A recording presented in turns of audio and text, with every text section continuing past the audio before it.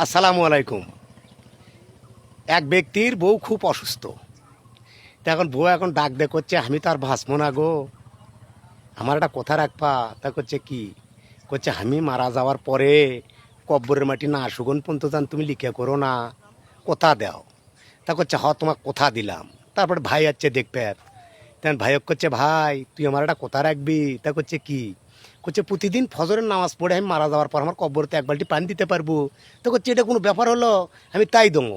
তা হ বউ মারা গেছে, বোন মারা গেছে, মাটি দিছে। মাটি দেওয়ার পরে 1 মাস যায় 2 মাস যায়, কব্বরের মাটি শুকোয় না। তো এখন স্বামী যায় করে কি, কব্বরত বাতাস করে আর কান্দে, কদ্দিন মাটি শুকোবি তিজে লিখে কর্ম, কদ্দিন মাটিকে শুকোয় না। তো এখন এলাকার জনগণ করছে হাই রে বউ ভালোবাসিচ্ছিল রে, দেখো ভালোবাসা কাক কয়, বইয়ের কব্বরত বাতাস করিচ্ছে আর কান দিচ্ছে। কিন্তু ও তো জানে তো কৃষক বাতাস করিচ্ছে, মানে কব্বরের মাটি সুগলি লিখে করতে পারবি।